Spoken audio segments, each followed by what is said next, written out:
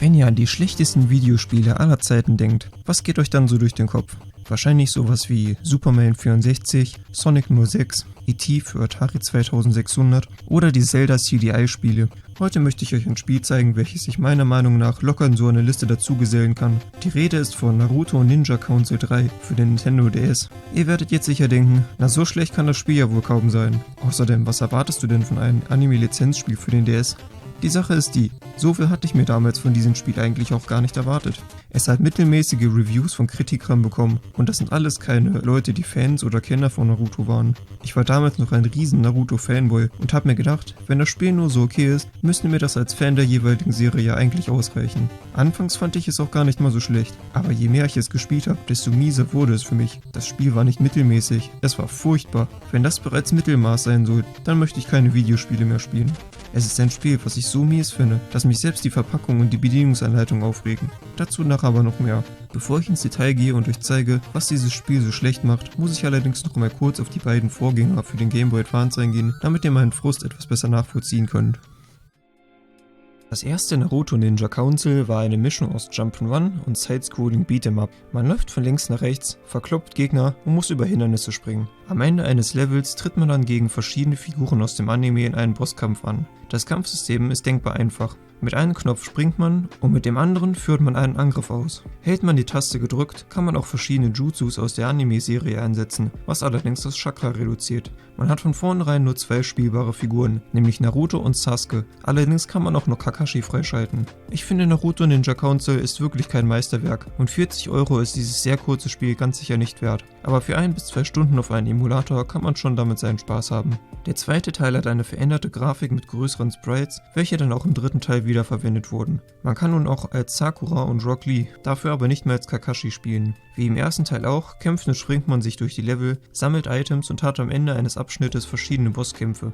Ein großer Unterschied ist allerdings, wie man die Spezialangriffe einsetzt. Man drückt jetzt eine simple Tastenkombination und anstatt eines separaten Chakra-Balkens wird nun einfach ein Teil der Lebensenergie abgezogen, so ähnlich wie in Spielen wie dem Mega Drive-Klassiker Streets of Rage. Das ist allerdings eine Sache, die ich wirklich nicht ausstehen kann, weil man so möglichst nie die Jutsus einsetzt, was ja mal voll lame ist und überhaupt keinen Spaß macht. Außerdem hat das Spiel furchtbare Musik und die Bosskämpfe scheinen total verbuggt zu sein.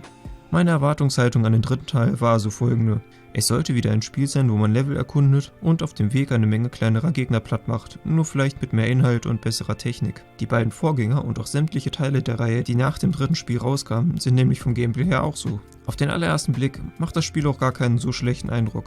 Statt nur 3 oder 4 Figuren gibt es jetzt über 25 und die Sprites und die Hintergründe sehen echt ganz nett aus. Aus irgendeinem Grund hat Naruto Ninja Council 3 aber gar keine richtigen Level mehr, wie man es aus den Vorgängern kannte, sondern lediglich kleine Kampfarenen, wo man gegen Charaktere aus der Serie kämpft oder bestimmte Aufgaben erfüllen muss, welche aber nie anspruchsvoller sind als besiege 10 Gegner oder sammle eine Anzahl Items. In einem Level muss man innerhalb einer gewissen Zeit eine Schriftrolle finden, welche in einer Kiste versteckt ist. Welche das ist allerdings zufällig. Das heißt, wenn man Glück hat, kann man diese Mission in 2 Sekunden schaffen, weil die Rolle direkt in der ersten Kiste ist, die direkt neben einem liegt. Nicht nur, dass diese Missionen alle super belanglos sind, die meisten haben auch fast gar nichts mit der Serie zu tun. Die ersten beiden Spiele hatten wenigstens noch kleine Dialoge zwischen den Leveln, dieses Spiel hat allerdings fast gar keine. Tatsächlich gibt es von den ca. 60 Missionen lediglich 2, die überhaupt Text haben, nämlich die erste und die letzte.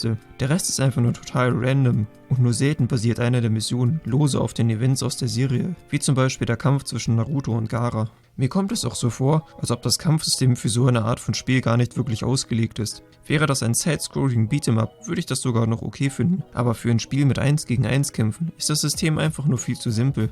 Es gibt zwar wieder eine Chakra-Leiste, dafür drückt man jetzt aber nur noch einen Button auf den Touchscreen und keine Tastenkombinationen. Die Spezialangriffe in den Spiel sind wahrscheinlich auch mein allergrößter Kritikpunkt. Hat man seinen Angriff eingesetzt, rennt die Spielfigur auf den Gegner los und weicht der Gegner nicht aus, kommt es zu einer kleinen netten Angriffsanimation. Es gibt aber ein großes Problem. Fast alle Angriffe funktionieren ausschließlich bei benannten Charakteren, also zum Beispiel gegen Naruto, Neji und so weiter. Gegen generische Gegner wie Wölfe, Fledermäuse oder namenlose Ninjas scheinen diese Attacken komplett nutzlos zu sein. Zumindest kommt es zu keiner Angriffsanimation und trotz eines Soundeffekts, der einen Treffer suggeriert, scheint es die Gegner kaum zu jucken. Ich habe mich früher immer gewundert, was es damit auf sich hat, aber ich glaube, ich habe inzwischen das Rätsel gelöst. Pass auf! Die einzigen Jutsus, die auch generischen Gegnern Schaden zufügen, sind Fernkampfattacken, zum Beispiel wenn Naruto seinen Riesenfrosch herbeibeschwört. Diese beziehen sich allerdings nicht nur auf einen bestimmten Gegner, sondern fügen allen Schaden zu. Aber warum sind das die einzigen Attacken, die funktionieren? Ganz einfach, weil bei diesen Attacken die Sprites der Gegner nicht zu sehen sind. Ich vermute also, dass die Entwickler einfach zu faul waren, die Sprites der generischen Gegner in die Angriffsanimation einzubauen, weshalb sie die einfach ganz rausgelassen haben. Da man aber hauptsächlich gegen eben solche Gegner kämpft, macht das einen Großteil eurer Attacken komplett nutzlos und manche Missionen sind mit Charakteren, die keine Fernkampfangriffe beherrschen, gar unmöglich. Mir ist allerdings aufgefallen, dass manche Fernangriffe auch gar nicht richtig funktionieren. Inos Jutsu, welches im Anime eigentlich die Bewegungen des Gegners steuert, macht hier einfach gar nichts. Es fügt keinen Schaden zu und auch sonst tut sich nichts. Aber Hauptsache es ist von allen Angriffen im ganzen Spiel der, welcher am allermeisten Chakra verbraucht. Und wenn man quasi gezwungen wird, nur mit seinen Standardattacken zu kämpfen, ruiniert mir das ganze Spiel. Aber wie genau funktionieren denn die sogenannten Taijutsus in dem Spiel? Werfen wir doch einmal einen Blick in die Bedienungsanleitung, wo uns freundlicherweise das überaus komplexe Gameplay näher gebracht wird.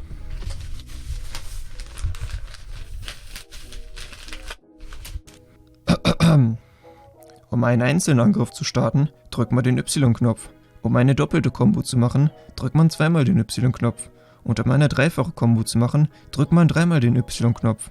Wow, vielen herzlichen Dank für diese Erklärung. Es gibt noch ein paar wenige andere Moves, die man ausführen kann, aber die machen das Spiel auch nicht wirklich besser. Wie gesagt, für ein simples Side-Scrolling Beat'em-up würde ich das voll ausreichend finden, aber für ein Spiel, was ja anscheinend ein Super Smash Bros. Mit Naruto-Charakteren sein will, ist es einfach nur viel zu plump. Wo wir aber gerade bei der Bedienungsanleitung sind, die ist wirklich lieblos gemacht und besteht fast zur Hälfte nur aus Werbung. Naruto-Sammelfiguren, Naruto Trading Cards, noch ein weiteres Naruto-Sammelkartenspiel, der Naruto-Manga, das amerikanische Shonen Jump Magazin, Naruto Uncut DVDs mit richtig viel Blut auf der DVD-Box drauf und ein Lösungsbuch für Naruto Ninja Council 1, 2 und 3. Moment, was? Wozu brauche ich denn einen Guide für Spiele, die vielleicht gerade mal 2 Stunden lang sind? Walkthrough für alle 60 Missionen? Die Missionen in dem Spiel sind so simpel und selbsterklärend, was soll es da bitte schön für Tipps geben? Man braucht ganz bestimmt keinen Guide für besiege 10 Gegner in 3 Minuten. Aber hey, wenigstens kommt das Ganze mit einem coolen Poster. Eine weitere Sache, die mich früher extrem gestört hat an dem Spiel, war die Auswahl an spielbaren Charakteren. Es gibt 27 Figuren, was grundsätzlich gar nicht mal so schlecht ist. Aber die Rückseite der Verpackung verspricht etwas anderes. Da wird zwar auch von 20 plus Charakteren gesprochen, es werden aber auch viele Sprites von Figuren gezeigt, die überhaupt nicht spielbar sind, sondern lediglich im Hintergrund vorkommen. Wenn man die Figuren so in einer Reihe aufgestellt sieht, denkt man doch automatisch, dass es sich auch bei allen um spielbare Figuren handelt. Warum sonst sollte man die Figuren dort auflisten? Hier mal alle Charaktere, die zwar auf dem Backcover gelistet sind, aber gar nicht spielbar sind. Gerade weniger übliche Figuren wie Anko oder Asuma hätte ich sogar ziemlich gerne gespielt. Den dritten Hokage habe ich fairerweise mal hier ausgelassen, weil man den ja schon irgendwie spielen kann, aber dazu gleich mehr. Aber zurück zu den Attacken. In diesen Spielen hat jeder Charakter bis zu 3 Jutsus, die man einsetzen kann. Dabei kann man sich Attacken von anderen Charakteren leihen. Also man kann sich neben der Spielfigur auch noch andere Figuren als Support auswählen und an deren Attacken mitnutzen. Was aber nicht viel bringt, da es genauso viel Chakra abzieht und man da genauso gut seine eigenen Fähigkeiten einsetzen kann. Vor allem, weil die meisten Angriffe sich sowieso sehr ähneln. Nur bei Sakuras Heilfähigkeit macht es vielleicht Sinn, weil diese Art von Attacke kein anderer Charakter kann. Etwas befremdlich finde ich auch noch, dass man den dritten Hokage nicht als spielbare Figur freischalten kann, sondern lediglich eine seiner Attacken, welche man dann als ebenso einen Supportangriff einsetzen kann. Das ist aber die einzige Figur, wo das der Fall ist. Keine Ahnung, ob das irgendwas zu bedeuten hat, auf jeden Fall ist es mir aufgefallen. Dadurch, dass man also Attacken von anderen Figuren einsetzen kann, hat man sich wohl gedacht, dass keine Fähigkeit mehr als einmal im Spiel vorkommen soll. Und wer Naruto geschaut hat, wird aber wissen, dass viele Jutsus von unterschiedlichen Figuren eingesetzt werden. Es gibt halt gewisse Techniken, die fast jeder Ninja beherrscht. Das führt also dazu, dass viele Attacken, die schon zu anderen Figuren gehören, schlicht und einfach fehlen. Naruto in diesem Spiel kann sein Rasengan einsetzen, Jiraiya allerdings nicht. Neji kann das Byakugan einsetzen, Hinata aber nicht. Sakura kann sich heilen, Tsunade aber nicht. Oh, aber Hauptsache Sasuke hat seinen Chidori und Kakashi sein Raikiri, weil das ja auch so unterschiedliche Techniken sind. Das ist deswegen sehr komisch, weil es vielen Figuren ziemlich an Angriffen mangelt. Es gibt gerade mal 4 Charaktere, welche 3 Jutsus beherrschen, nämlich Naruto, Sasuke, Sakura und Neji. Die anderen haben entweder 2 oder weniger Attacken. Ich finde, man hätte ruhig manche Angriffe an mehrere Figuren vergeben können, einfach damit die Liste an Attacken nicht so leer wirkt. Jetzt kommt aber der Knaller, manche Figuren haben gar keine Attacken. Ja, richtig gehört. Die 4 Otonen, die Handlanger von Orochimaru, können überhaupt keine Jutsus einsetzen. Lediglich ihre normalen Schläge und Würfe. Wer kam denn bitte auf die Idee, einfach Charaktere ganz ohne Angriffe einzubauen? Man könnte fast meinen, das Spiel wurde nie richtig fertig programmiert. Wie ich allerdings herausgefunden habe, können diese Figuren in der japanischen Version ihre Attacken sehr wohl einsetzen. Das heißt, dass man die Attacken einfach aus der westlichen Version herausgenommen hat. Wieso? Tatsächlich wurden sogar richtig viele Inhalte aus der japanischen Fassung entfernt. Mehrere Charaktere fehlen, nämlich Kimimaro, sowie die verwandelten Formen von Naruto, Sasuke und den Sound Ninjas. Außerdem fehlen einige Arenen und Missionen und manche Figuren haben andere Sprites.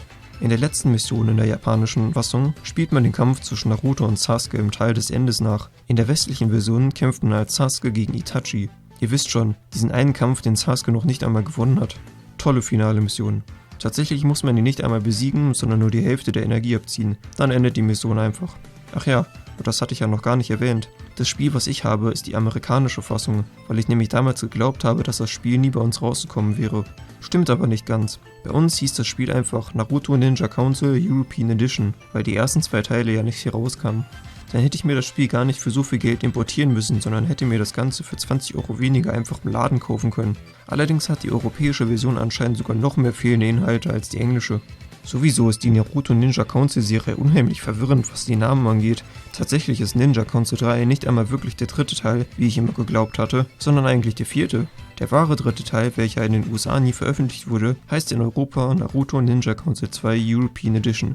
Das heißt, in Europa wird so getan, als ob es sich hierbei um das Sequel zu dem anderen Spiel handelt, obwohl es eigentlich genau andersrum ist. Bei Ninja Council 2 European Edition handelt es sich sogar tatsächlich um ein Spiel in dem Stil der ersten 2 Teile, wie ich es mir gewünscht hätte.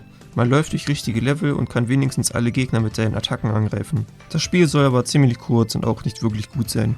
Der Nachfolger von Ninja Council 3 hieß dann Naruto Shippuden Ninja Council 4, wo man den ersten Arc aus Shippuden nachspielt. In Europa kam dieses Spiel dann unter dem Namen Naruto Shippuden Ninja Council 3 European Version heraus. Das heißt, es gibt 3 unterschiedliche Ninja Council 3 Spiele. Das wahre Ninja Council 3, welches in Europa zu Ninja Council 2 wurde, Ninja Council 3, welches in Wirklichkeit Ninja Council 4 ist und Ninja Council 3, welches in Wirklichkeit Ninja Council 5 ist. Was zur Hölle? Ich hab langsam genug von Naruto Ninja Council. Ach ja, und danach gab es sogar noch ein paar weitere Teile. Ratet mal, wie der nächste Teil heißt. Naruto Shippuden, Naruto vs. Sasuke. Ganz toller Name. Echt kreativ. Versucht das mal zu googeln oder auf YouTube zu finden. Es ist fast unmöglich, sofern man nicht nach dem japanischen Originalnamen sucht. Aber vielleicht ist das alles ja ein Zeichen. Ein Zeichen dafür, diese Spiele gar nicht erst anzufassen.